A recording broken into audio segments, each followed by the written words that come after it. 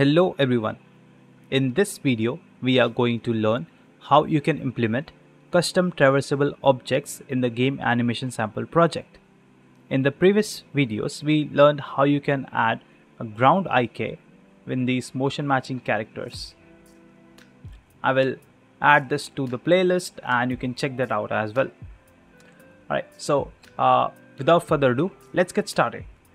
So what we want to learn how we can add a custom mesh instead of these grid blocks. So these all traversable objects are actually blueprints and they have a functionality which tells the motion matching character that this is a ledge and we want to perform a motion matching animation of traversable, of parkour. So let's dive in. So as I said, all these blocks are actually blueprints, and if I just open any one of up, you will find that this is level block traversable blueprint. I'll find this. So this is right over here, and this is actually a child blueprint of another class which is a level block. So this is the main blueprint, right? I will open this up. So this is a simple block and there's this text renderer to show the actual size of the box, right? And we are setting some materials and there's a construction script. So I will explain how all of this is working in a different video because there's a lot of things happening over here. It is actually communicating with our main sandbox character. If I go to the construction script, here you will find these are the ledges it is taking from here. So these ledges are nothing but just splines, right? These are the spline components right over here. All right, so you will notice that all these spline components are covering the edge, the top edge of the mesh. Why? Because this is where we want our character to get upon, right? Either from this direction, this or this, right? So these are the four ledges. So wherever our character comes from, right, so it will detect this is a ledge and then it will detect the start of the ledge and it will also detect the end of the ledge, and it will perform motion matching, and it will go to the chooser table, it will go through the PSD database of the traversable, and upon multiple animations it will choose any one of the animation which is suitable at a current given time, and it will perform the parkour. So these are the different ledges, as I said. So here they are getting the ledges, here they are just getting all the ledges to loop around. So 1 2 2 1 3 4 and 4 3. So as I said, a lot of things is going on over here. So there's this function over here, get ledge transform. Here is where they are getting all the splines transform, where they are located, getting the width of it, and etc. If I right click on this and find reference by name and search it, you will find it is actually being used in the sandbox character. If I open this up, you see get ledge transform. So if a traversable level block was found by the character, get the front and the back ledge transform using its own internal function. So this is the internal function that they are talking about. So why they are getting the back and the front? Because when we do the visualization of the traversable, let me get the traversal that's on, right?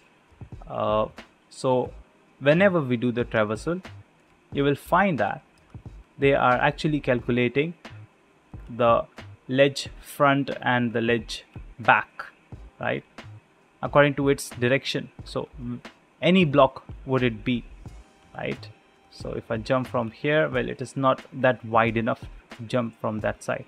So as you can see, so that is how they are actually calculating, and accordingly from the motion matching they search from its database that any animation to choose from, right? Hence it looks this smooth.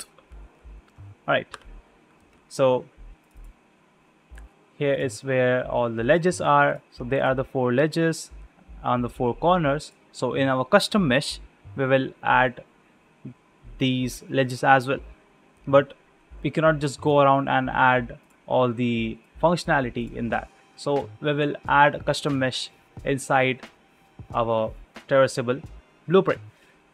So as I said, I will explain how everything is working and how it is linking with our character in a different video. So please stay tuned for that. Alright, so what we will actually do is we are going to create, so I created this before, I'll just hit delete. Alright, so we are going to create a child blueprint class of this level block traversable. So right click over here, create a child blueprint. So when we create a child blueprint, we'll get all the functionality from this class, right? And this is already a child of this class. So indirectly we are a child of this class as well. And traversable custom, right? I'll just rename this and let us bring this block right over here. And let's just quickly just test it out. So as you can see, it is performing the traversable. So this is a different blueprint, which is a custom blueprint that we will add a static mesh in here. So we'll add a static mesh. We'll call this custom mesh. Right. Compile and save. Make sure it is in the default position in the location. Okay. Now go to the details panel. Here you'll find the custom mesh right over here. Okay, this is outside of this mesh, so no worries. Neither of these will affect the scale of any of these. Alright, here I can choose a cube, so I'll just choose a default cube. This is a bit, yep, let's choose this cube and let us just place it at a position. We can, if needed, you can scale this. Let us just scale it somewhat like this. Okay, now I want to perform traversal with this static mesh. So we need to make sure that these splines will actually cover the corner of these. Alright, so now choose the static mesh. So this is the main static mesh. Let us scale this as well, right? So this is oriented right at this corner,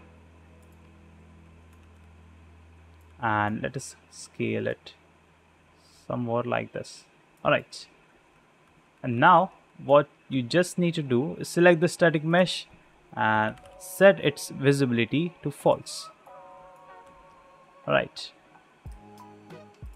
there's this text render also, set it to false, it's fine. Okay, now let us test it out. There you go, now it is performing the traversal. Right, so this is how you can implement. There are multiple other ways as well with which you can perform this traversable on any custom mesh, right? So I open this up,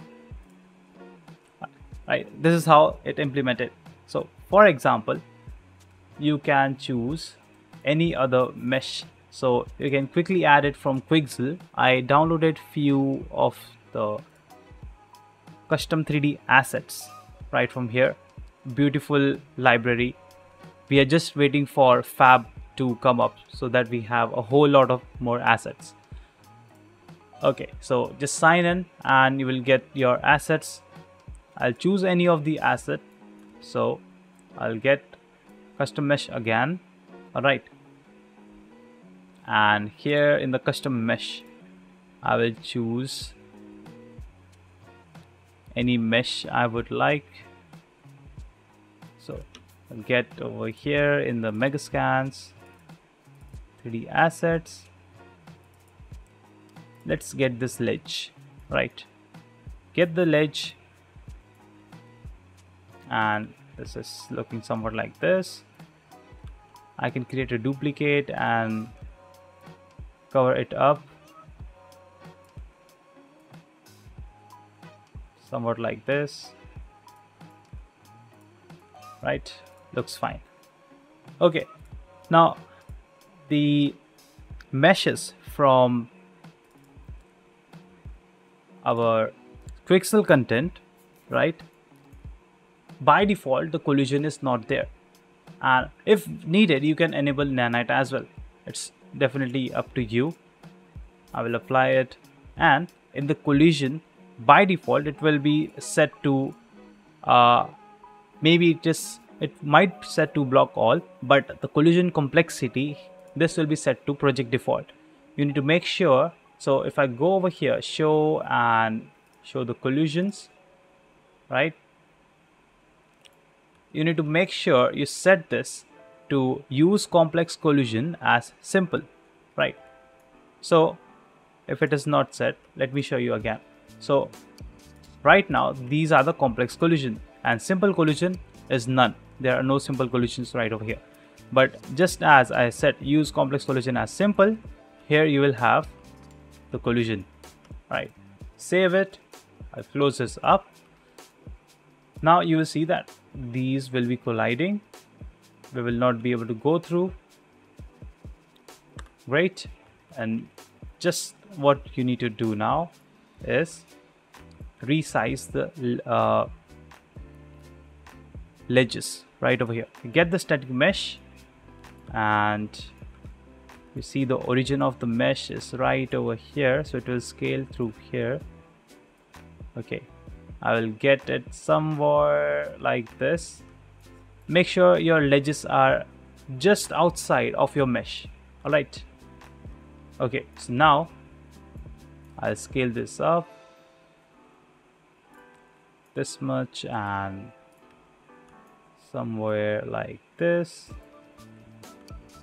and I will scale this here in the z-axis. All right, I think it looks fine. We'll increase the width over here. All right, so seems fine. Now you need to do is same, the static mesh, we can set the visibility to false, the renderer also false. Let me check whether we can set the collision of our static mesh. If we set the collision to no collision, static mesh to no collision, okay, it is setting it in the runtime, so you will not be able to set it right through here. But okay, it is already set to not visible, so it won't collide.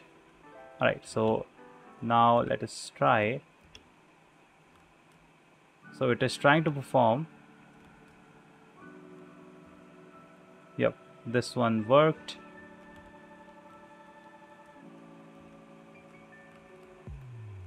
So here you might need to perform few changes. So for example, let us increase the height of this ledge somewhat like this, and our static mesh as well.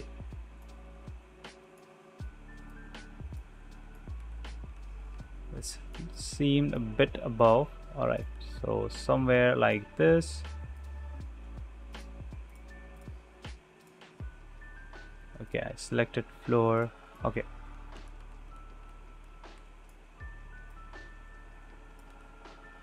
so you just now play with the values, and just when you find the right value we can test it out.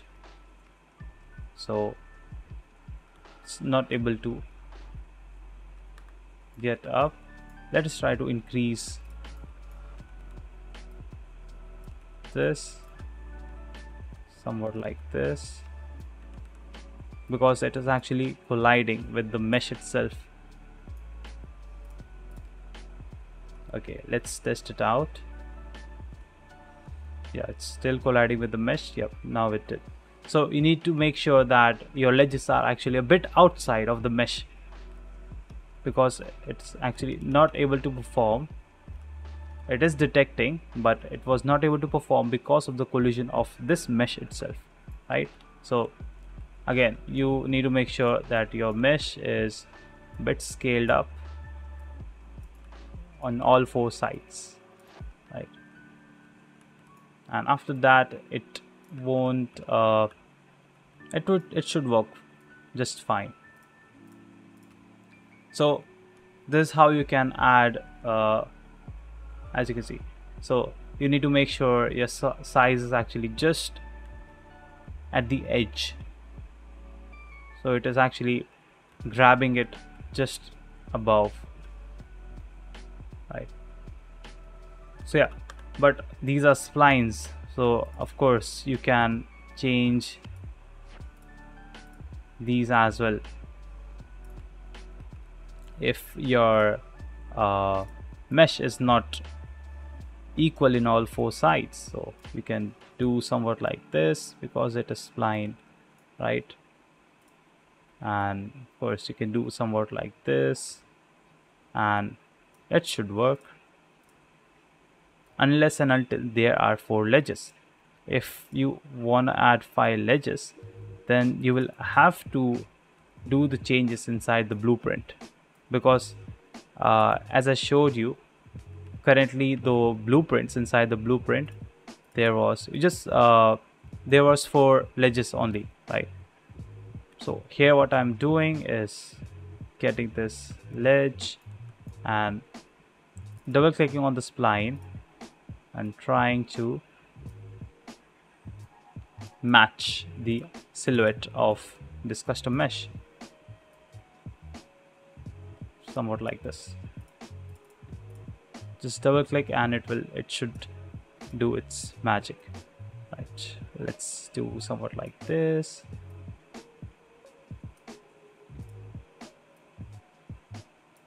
Alright, so once you are done, so I have done these edges, I would like to do these edges as well.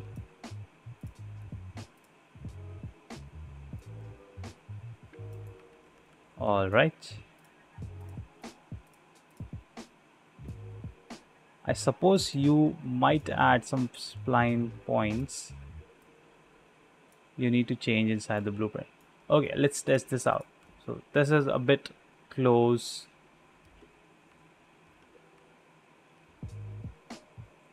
Yeah, so we just do the permutation combination right over here. So here is the bit collision glitch. So yeah, you need to make sure that the edges are actually just as perfect for the character to just jump upon, right? So let's take another example. So we get the mesh, let's get it through here, get the mesh, and same thing, get the static mesh. We can hide that, but before that let us add this rail over here. I just rotate it and I'll scale this up with 2. Right, now we need to scale this. So get your static mesh. So we are just dependent on this because of these splines and the blueprints, right? Otherwise we do not actually need the static mesh. So I'll put it right here and I'll scale it somewhat like this and here, and that's it. You don't need to do anything else, just your splines need to be right above. And same thing, set the visibility of your static mesh.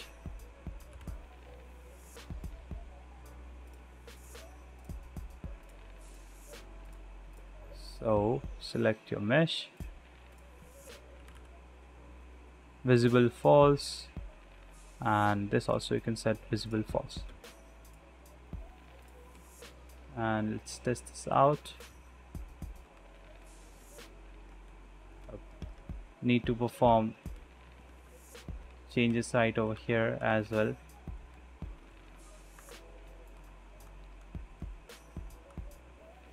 So let's scale this a bit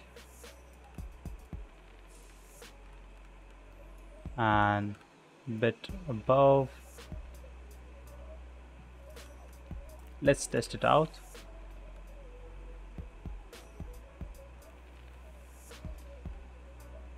Okay, so you can do more changes. So I scaled it a bit down, this mesh, and this should work. Yep. So actually it really depends on the scale and the spline's position, right? Because there might be no data of that animation, hence it was giving me the error that no motion matching data found, right? So yeah, and then you can just duplicate this in your environment somewhat like this, and there you go, you have custom meshes performing motion matching. And you can place this up equidistantly somewhere here, and yeah, and then just like that you can create your level.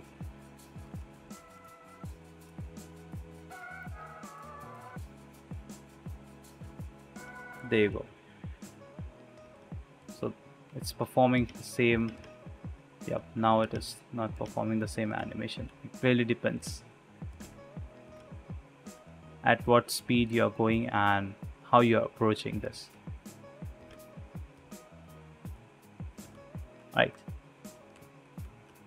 So that is how you can add these custom meshes to replace these blocks. So again, one more thing which I found is inside our Lyra project. So if I open up the Lyra starter game, so we do have procedurally generated meshes inside that. So for example, there is windows, there are some of custom meshes that you can use, right? And you can actually import that inside the game animation sample project, and you can merge the Traversable inside that. That is also pretty interesting thing which I found. So quickly you can just, it's the same thing, but I'll just let you know how you can import the those meshes. So these are the ones which I was telling about. So here you can actually perform, you know, change the size of the window, the position, and there are a lot of meshes right away. These are the stairs, right? Let me just bring it right over here, and you can handle it however you want this to be. And this is actually really amazing, and I wanted to migrate these inside the game animation sample project. So what are the things that you will need to do is you need to enable geometry script.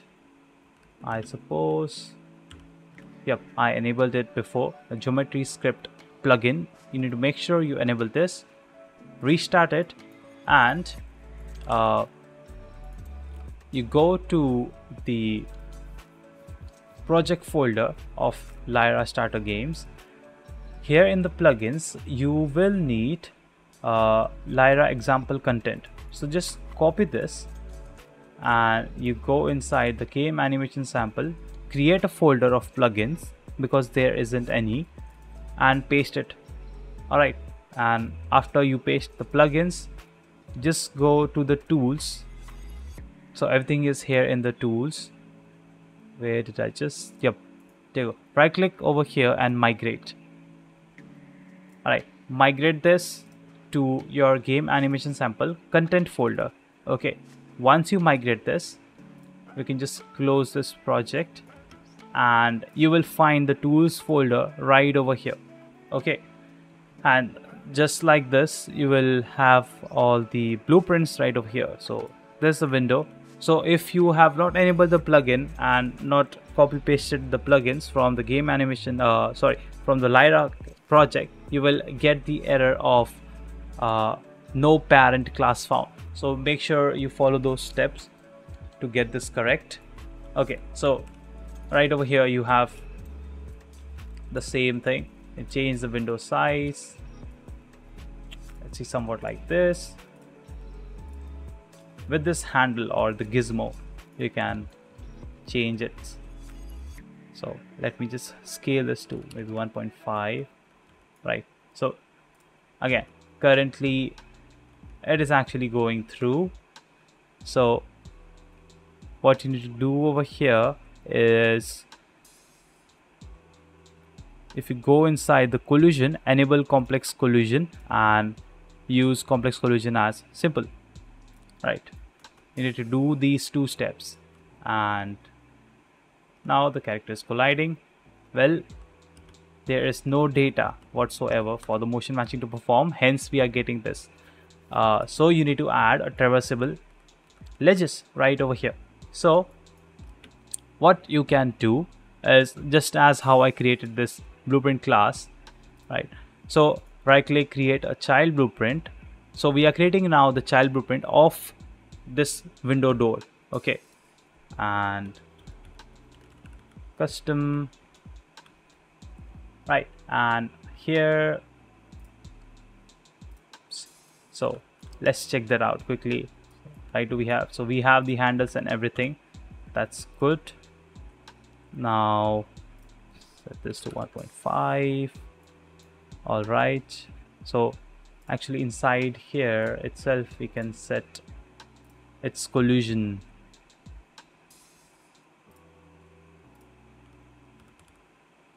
So enable complex collision, use it as a simple. Okay, so that all of them have. So yeah, it's the same, it works. All right, so with another characters as well it will work. Right, so these as well, it will work just fine. Right, okay, so this one you need to make sure, firstly you need to make sure our character is not colliding with anything. Okay, so somewhat like this seems fine. Right, so here just now we need to perform the traversal. All right, now we can open this up. Here we will add a child actor class,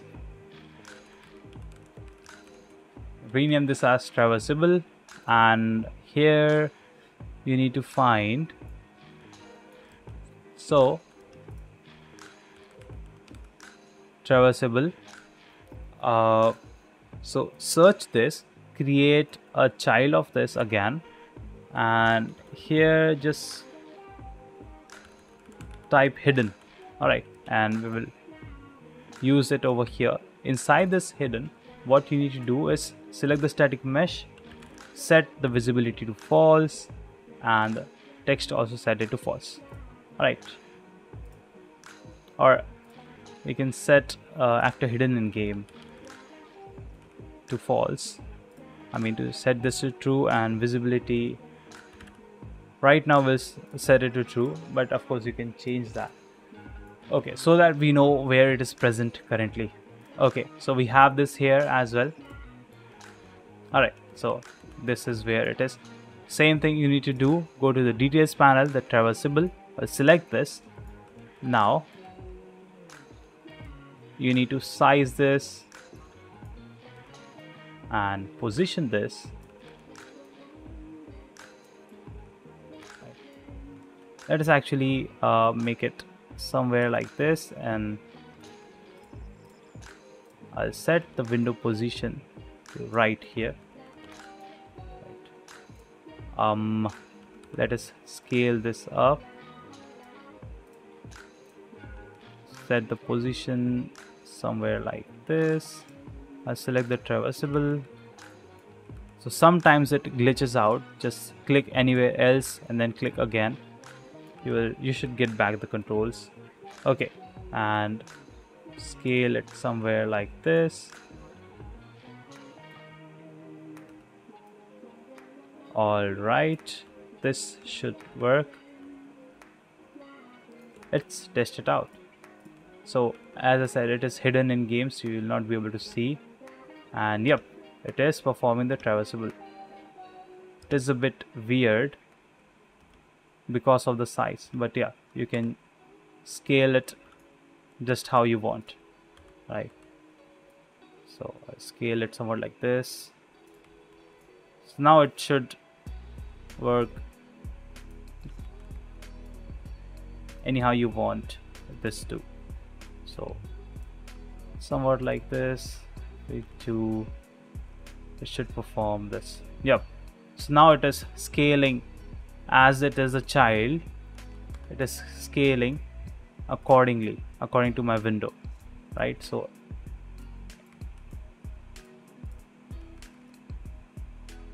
this should also work. Yep. So I thought this was interesting, and I wanted to share this as well. So this also unlocks a lot of things, because this procedural generating mesh is amazing, as I said. So yeah, you can do the same for any other you would like it to, right? Any way you want, you can add it, right? As I said, we also have the IK as well. So IK should work well. It has the IK also work with the custom characters, my other characters as well. Yep. So let me get the control. Yep. So yeah, that is how you can implement the. Let me turn off the traversal right over here. Yeah, so that is how you can add custom meshes in game animation sample projects, so that you can do the traversal. And let me know what else would you like to see in the game animation sample project and in the motion matching. In the future video, I am going to record it for explaining how the traversable objects are working and how it is linked with motion matching. So stay tuned for that. Thank you so much for watching this video. Let me know what else would you like to see. I would love your valuable feedback. Again, thank you so much for watching.